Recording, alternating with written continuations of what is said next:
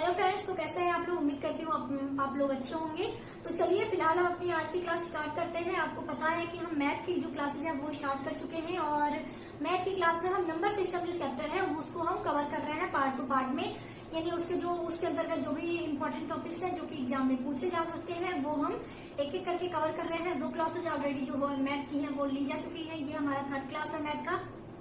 तो यहाँ पे क्योंकि अगर आप मैथ की बात करें तो मैथ में क्या आता है, मैथ में संख्याएं आती हैं, नंबर्स आते हैं और पूरा जो मैथ है ये इन्हीं के इर्द गिर्द घूमता है। तो पहले आपको ये जानना पड़ेगा कि आखिर संख्याएं किस तरह की होती हैं, इन संख्याओं के प्रकार क्या हैं। तो क्वेश्चन भी पूछा जा चुका है इससे रिलेटेड। इसके अलावा जब आप संख्याओं के योगफल और इसके अलावा वर्गों के योगफल, घनों के योगफल, तो प्राकृतिक संख्या क्या है, पूर्ण संख्या क्या है, ये सारी चीजें आपको पता होनी चाहिए। तभी आप फार्मूला जो यूज होता है इन सब में वो आप अच्छे से समझ पाएंगे। तो उसको जानने के लिए आपको संख्याओं को जानना पड़ेगा। तो इस वीडियो में हम संख्याओं के प्रकारों के बारे में बात करेंगे और बताएंगे कि किन किन तरह की संख्याएं होती हैं। इसके अलावा कुछ इससे रिलेटेड जो क्वेश्चन एग्जाम में दिए जा चुके हैं, 1-2 क्वेश्चन हम उसको भी शेयर करने की कोशिश करेंगे। तो चलिए स्टार्ट करते हैं अपना आज का ये वीडियो। उम्मीद करती हूँ वीडियो पसंद आएगा। पसंद आया तो वीडियो को लाइक कर दीजिएगा, शेयर कर दीजिएगा। चैनल को सब्सक्राइब नहीं किया तो चैनल को सब्सक्राइब भी आप लोग कर दीजिएगा। तो चलिए स्टार्ट करते हैं अपना आज का ये वीडियो।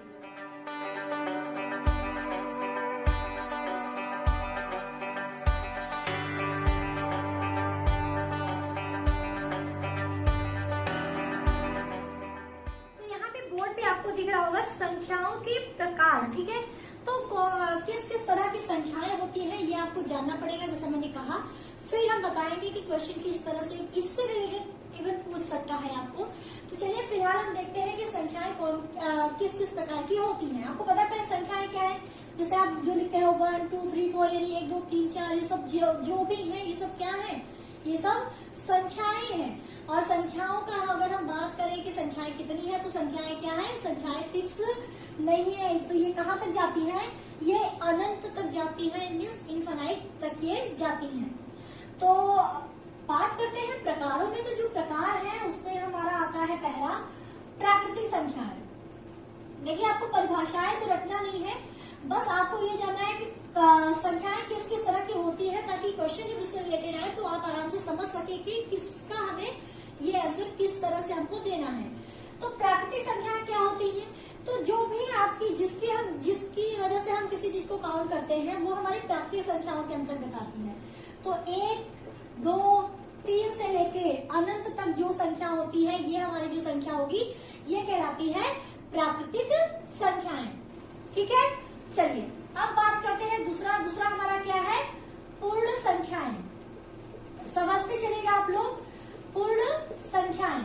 तो पूर्ण संख्या किसे कहते हैं, जब प्राकृतिक संख्या के साथ 0 भी इन्वॉल्व हो जाए। क्योंकि आपने नोटिस किया यहाँ पे काउंटिंग जो है प्राकृतिक संख्या की वो 1 से स्टार्ट होती है। जब वो संख्याएं जब 0 के साथ अगर प्राकृतिक संख्या लिखी जाती है तो इसको हम लोग क्या बोलते हैं, इसको बोलते हैं पूर्ण संख्याएं। अगर पूछा जाए पूर्ण संख्याएं कौन कौन सी होंगी तो आप 0 से लेके फिर बताएंगे इनफाइनाइट तक, ठीक है। तो ये हमारी पूर्ण संख्याएं। फिर हमारी आती है तीसरा पूर्णांक। पूर्णांक संख्याएं कौन कौन सी होती है इसको जानते हैं। जब आप प्राकृतिक संख्या जब आप देखते हैं तो प्राकृतिक संख्या जब हम किसी चीज को काउंट करें जिसकी वजह से हम गिनती करते हैं किसी भी चीज की, तो जैसे हमको अगर काउंट करना है कि आपके पास कितनी पेन है, आपकी कितनी कॉपियां हैं, तो आप 1 2 3 4 इस तरह काउंट करते हैं। तो ये वो जो नंबर्स होते हैं वो हमेशा पॉजिटिव होते हैं। तो ये जो प्राकृतिक संख्या है ये क्या है, पॉजिटिव है।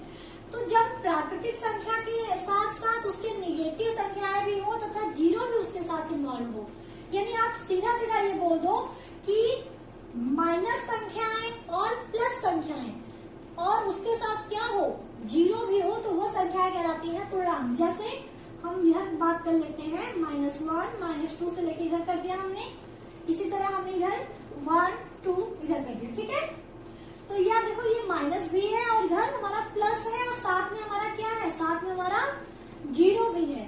तो इस तरह को हम लोग बोलते हैं ये हमारे क्या होंगी, पूर्णांक संख्याएं होंगी। समझ में आया। चलो आगे बढ़ते हैं। आगे है हमारा सम संख्या।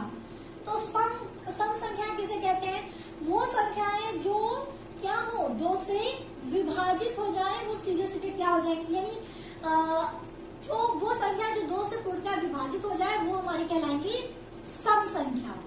तो जैसे 2, 4, 6, 8 ये सब क्या है, ये सब सम संख्याएं। तो ठीक है, समझ में आ गया। ये सम संख्या वो संख्या है जो 2 से पूरी तरह विभाजित हो जाए, वो हम कहते हैं सम संख्याएं। अब बारी आती है हमारा पांचवा, जो की है विषम संख्या। तो विषम संख्या इतना जान लो, जो संख्याएं 2 से पूर्णतः विभाजित ना हो, यानी 2 से वो क्या हो, 2 से वो पूरी तरह कट ना पाए, यानी पूर्णतः विभाजित ना हो, उसे हम कहते हैं विषम संख्याएं।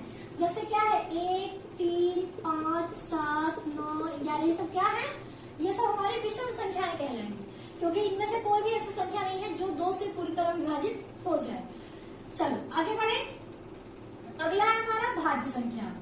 भाज्य और अभाज्य संख्या को थोड़ा सा आप लोग ध्यान दीजिएगा। मैं इसमें कुछ चीजें और भी इंक्लूड करूंगी, तो वो आपके लिए काफी फायदेमंद रहने वाला है, क्योंकि ये टेट के एग्जाम में पूछा जा चुका है। तो पहले ये जानते हैं कि आखिर है क्या, भाज्य संख्या क्या है, अभाज्य संख्या क्या है। तो भाज्य संख्याएं उन संख्याओं को कहते हैं जो 1 से विभाजित हो या खुद से विभाजित हो, इसके अलावा किसी और डिजिट से भी, किसी और नंबर से भी वो क्या हो, विभाजित हो, तो उसे हम कहते हैं भाज्य संख्याएं। ठीक है। और सबसे छोटी जो भाज्य संख्या, अब आप इसको ध्यान दीजिएगा, जो सबसे छोटी भाज्य संख्या है, यानी प्रथम भाज्य संख्या जिसे कहते हैं, हमारी प्रथम भाज्य संख्या क्या होगी, प्रथम भाज्य संख्या क्या होगी, वो हमारी होगी 4। 4 क्या है, 4 1 से भी विभाजित होता है, मतलब 1 से भी कट सकता है पूरी तरह। इसके अलावा 4 खुद से भी कटता है, और 4 का क्या कोई और भी विभाज्य संख्या है जो उसको विभाजित कर दे। तो 2 जो है वो 2 4 को पूरी तरह काट सकता है। तो 1 4 के अलावा 2 भी ऐसा है जो 4 को पूरी तरह काटता है। तो हमने क्या कहा था, यही कहा था भाज्य संख्या किसे कहते हैं, जिसका की गुणनखंड 1 और वो संख्या खुद, यानी स्वयं खुद वो संख्या, इसके अलावा क्या हो, उसके अतिरिक्त और कोई भी संख्या हो, तो उसे हम उस संख्याओं को हम कहते हैं भाज्य संख्या। अब यहाँ पे कुछ इम्पोर्टेंट चीजें आती हैं जो कि मैं आपको बताना चाहूंगी, आप इसको नोट कर लीजिएगा, क्योंकि टेट वगैरह के एग्जाम में ये पूछा भी जा चुका है और पूछ भी सकता है आने वाले टाइम में। तो एक तो आपको ये ध्यान रखिएगा कि जो प्रथम भाज्य संख्या है वो कौन सी है, वो हमारी 4 है।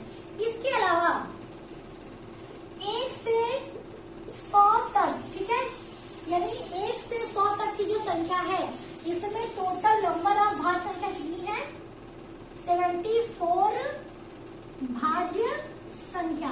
ठीक है, ये देखिए, कुछ आप काउंट तो कर सकते, टाइम आपके पास एग्जाम में इतना होता ही नहीं है कि आप उसको एक एक करके काउंट करो कि ये भाज्य है कि नहीं है, तो ये सारी चीजें टाइम लग जाता है। तो कुछ ऐसे फैक्ट्स हैं जो कि आप खुद एक बार देख लो तो याद हो जाता है, तो आपको टाइम आपका बच जाता है काफी। तो 1 से 100 तक की संख्या में कितनी भाज्य संख्याएं हैं, 74 भाज्य संख्याएं हैं। चलो, अब तो ये हमने बता दिया कि नंबर कितने हैं भाज्य संख्याओं के। योगफल क्या होगा, ठीक है, यानी 1 से 100 तक की संख्या, जो संख्याएं हैं, इसमें जो भी भाज्य संख्या है उनका योगफल क्या होगा, तो उनका योगफल होगा 3898, सॉरी 398।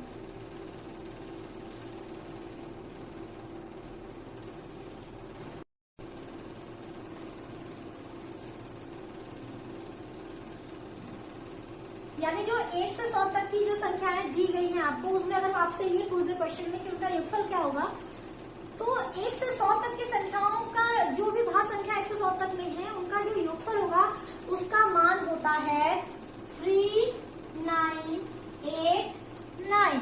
ठीक है, 3989 होता है 1 से 100 तक की भाज्य संख्याओं का योगफल। ये सारी चीजें इसलिए बता रही हूँ क्योंकि एग्जाम में अगर पूछ दे आपको तो आप करने मत बैठ जाओ, क्योंकि टाइम बहुत ज्यादा आपका खराब हो जाएगा। चलो, अब मैंने कहा था मैं आपको एक चीज बताऊंगी, गुणनखंड और गुणज में एक फर्क, क्योंकि कब से मैं बोल रही हूँ कि इसका गुणनखंड क्या होगा, या फिर ये इसका गुणनखंड है, जैसे 4 का गुणनखंड 2 है, तो गुणनखंड और गुणज के बीच आप डिफरेंस जान लो।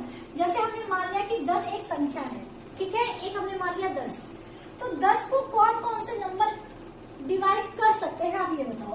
एक जो है वो 1 भी 10 को काट सकता है, इसके अलावा 2 10 को पूरी तरह काट सकता है, 2 पंजे 10 कट गया।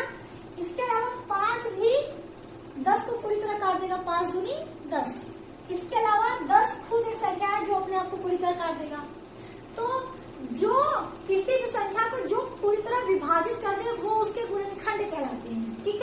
तो 1, 2, 5, 10 क्या है, ये इसके गुणनखंड है। अब बात करते हैं गुणज। गुणज का मतलब कि उससे गुणा होके जो चीजें बनती हैं, जैसे 10 का गुणा जैसा हमसे पूछा जाए तो 10, 20, 30, 40, 50, ठीक है, यानी 10 के मल्टीप्लीकेशन से होता हुआ जो उसकी वैल्यू आएगी वो उसका कहलाएगा गुणज। और जो उस संख्या को पूरी तरह डिवाइड कर रहा है, जैसे 10 को पूरी तरह ये 4 नंबर पूरी तरह डिवाइड कर देते हैं यानी विभाजित कर देते हैं, तो ये कहलाएंगे इसके गुणनखंड। ठीक है, ये इसलिए बता दिया क्योंकि ये इम्पोर्टेंट है। हो सकता है कुछ बच्चों को ना समझ में आए, खास करके उनको जिनका कि मैथ नहीं है, जिनका मैथ है उन्हें ऐसी तो कोई प्रॉब्लम नहीं होती है, थोड़ी बहुत प्रॉब्लम होती है उनको जिनको की जिनका सिलेबस में मैथ ना रहा हो या फिर वो मैथ ना जानते हो ज्यादा अच्छे से, उनके लिए। ठीक है, चलो आगे बढ़ते हैं। ये तो आपने जाना है कि भाज्य संख्या किसे कहते हैं। अब बात आती है कि अभाज्य संख्या किसे कहते हैं। तो अभाज्य संख्या, अभी मैंने कहा कि इसमें क्या हो, ऐसी संख्या जो कि जिसका गुणनखंड वो तो खुद हो, उसके अलावा एक हो और एक के अलावा कोई तीसरा भी हो। ठीक है, यानी उससे ज्यादा भी हो सकते हैं, यानी वो स्वयं को काटता हो, इसके अलावा एक से भी पूरी तरह काटता हो, उसके अलावा भी कुछ ऐसी संख्याएं हैं जो उसको काटे, तो वो भाज्य कहलाएगी। लेकिन अभाज्य में जस्ट इसका उल्टा है, यहाँ पे वो संख्या या तो खुद से कटे या तो केवल एक से कटे, यानी ऐसी संख्या जो या तो एक से कटे या खुद से कटे उसको हम कहते हैं अभाज्य संख्या। तो हमारी जो पहली अभाज्य संख्या है वो क्या है, तो पहली जो अभाज्य संख्या है वो है हमारी 2। आप कहेंगे 2 तो सब है, लेकिन 2 आपने देखा होगा तो जो 2 है वो अपने आप से ही करता है या तो एक से करता है, ठीक है, 2 ही चीजों से वो करता है। तो 2 हमारी पहली अभाज्य संख्या होती है। 2 के अलावा जितनी भी अभाज्य संख्याएं हैं वो सारी की सारी क्या होती हैं, वो सारी की सारी विषम होती हैं। अभाज्य संख्या जो होती है वो विषम होती है एक्सेप्ट 2, यानी 2 के अलावा सारी विभाज्य संख्याएं क्या होती हैं, सारी अभाज्य संख्याएं, ठीक है, एक्सेप्ट 2, 2 के अलावा सारी अभाज्य संख्याएं विषम होती हैं। ये तो आपको पता चल गया। अब इसके अलावा हम बात करते हैं कि 1 से 100 तक में कितनी अभाज्य संख्याएं हैं। तो 1 से 100 तक में 25 अभाज्य संख्याएं हैं और 1 से 50 तक में 15 अभाज्य संख्याएं हैं। अब जैसे मैंने कहा कि इसका योगफल आपको पता चल गया है 1 से 100 तक में। जब आप इसका योगफल करते हैं तो इसका योगफल जो होता है वो होता है योगफल 1060, ठीक है, 1060, यानी 1 से 100 तक में कितनी अभाज्य संख्याएं आपसे पूछ दे तो आप गिनती के मत लिखिएगा, आप बस थोड़ा बहुत ध्यान से, अगर आप वीडियो देख रहे होंगे तो आप बस याद कर लीजिए कितनी होती है ताकि आपका टाइम बच जाए एग्जाम में। और योगफल पूछे तो 1060 होता है सारी अभाज्य संख्याओं का 1 से 100 तक में। चलो अब हम बात करते हैं कि अगर जैसे एक इम्पोर्टेंट चीज आप नोट कर लें तो कभी कभार आपसे ये पूछता है कि 1 से 10 तक की सभी संख्याओं से ऐसी कौन सी संख्या है जो पूरी तरह विभाजित हो जाती है। ये क्वेश्चन आपने काफी बार देखा होगा। 1 से 10 तक की, ठीक है, 1 से 10 तक की संख्याओं से पूरी तरह विभाजित संख्या क्या होगी। 1 से 10 तक की पूरी तरह, मतलब 1 से जो 10 तक के नंबर है इससे ऐसी कौन सी संख्या है जो सारे नंबर से क्या हो, पूरी तरह विभाजित हो जाए, तो वो होता है 25, 20, ठीक है, 25, 20, यानी 2520 एक ऐसी संख्या है जो आप 1 से भी कटेगा, 2 से भी कटेगा, 3 से, 4 से, 5 से, 6 से, 7 से, 8 से, 9 से और 10 से, यानी हर एक नंबर से वो क्या है, वो कट जाता है। और ये क्वेश्चन जो है वो टेट में पूछा जा चुका है, ये क्वेश्चन टेट में पूछा जा चुका है, इसलिए मुझे लगा इसको आपको साथ ही में बता देना चाहिए क्योंकि नंबर सिस्टम आप पढ़ रहे हैं तो इससे काफी बार क्वेश्चन पूछा जा चुका है। चलिए अब हम बात करते हैं अपनी अगली जो संख्याएं हैं। जैसे हमने अभाज्य संख्या तक देख लिया, अभाज्य संख्या के बाद हमारी 2 संख्याएं बचती है, एक परिमेय संख्या, ठीक है, परिमेय संख्या। तो परिमेय संख्या अगर P और Q 2 पूर्णांक हैं तो जहां पर संख्याएं p बाई क्यू के रूप में होती हैं और q क्या हो, q 0 नहीं हो, तो उन संख्याओं को हम कहते हैं आपका परिमेय संख्या। ठीक है, जैसे आपको एग्जांपल के तौर पे 2, 1/4, 2/1, ये सब क्या है, ये सारी, क्योंकि 2 के अगर हर में कुछ नहीं है तो उसे 1 माना जाता है। तो अगर q की वैल्यू 0 नहीं हो और वो रेशियो p बाई क्यू के अनुपात में अगर कोई भी अंक है तो वो हमारी कहलाती है आपका परिमेय संख्या। अब अपरिमेय संख्या क्या है, अपरिमेय संख्या आप इतना समझो जो कि p बाई क्यू के फॉर्म में नहीं लिखी जा सकती, यानी उसे p बाई क्यू के फॉर्म में हम व्यक्त नहीं कर सकते, उन संख्याओं को हम अपरिमेय संख्या कहते हैं। हमारा लास्ट जो है वो 9वां हमारा क्या है, अपरिमेय संख्या। अपरिमेय संख्या के अंतर्गत जो है वो p बाई क्यू के फॉर्म में क्या करते हैं, उसे हम नहीं लिख सकते p बाई क्यू के फॉर्म में।